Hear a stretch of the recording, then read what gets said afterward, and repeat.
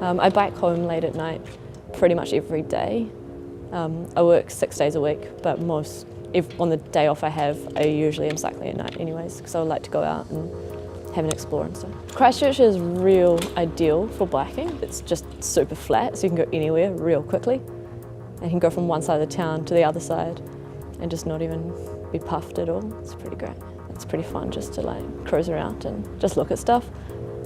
And now there's so much stuff to look at. If you want to stop somewhere, you can just stop. You don't have to find a park or anything. You can just put your bike anywhere, lock it up, go for a walk from there. It's like forced exercise, I guess. Like, you don't think about what you're doing, but it's probably good for you in the long run. At the moment in Christchurch, if I tried to bike home and someone drove at the same time, I would definitely beat them, by minutes. I feel safe most of the time when I'm biking, but occasionally there will be some crazy people yelling at you or cars running orange lights and people not looking where they're going, or weird groups of people just screaming and yelling on the road. But usually it's safe, I think, to bike. Once I was carrying the washing home from the bar, like all the tea towels and stuff, and the bag split in the middle of Fitzgerald Ave, and all the tea towels went everywhere.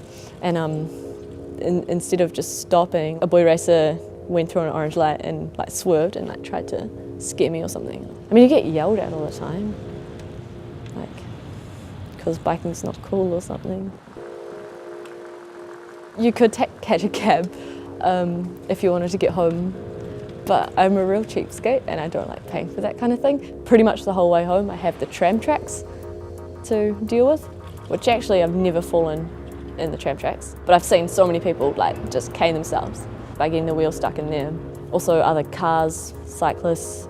Heaps of cyclists don't have lights. Often they get taken off your bike by random people, or you lose them, or they run out of battery and stuff. So if you bike without a light, it's pretty risky because people can't see you and cars don't see you. Christchurch is pretty interesting, I think, at the moment because any road is just like drive where you want around here. There's no real road markings. The roads change all the time.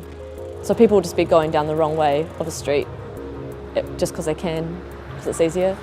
I was reading a statistic the other day that said in Christchurch in particular, every 3 days there was one cycle accident, which I think for the amount of cyclists is fairly low. I think I would have to change my mode of transport if my house wasn't so close to my workplace. And saying that, I've always chosen places to live that are close to my workplace because I feel like it's really important to be able to get home without a car. Like most people have a car that I know, but it's not all that necessary for everyone, I think.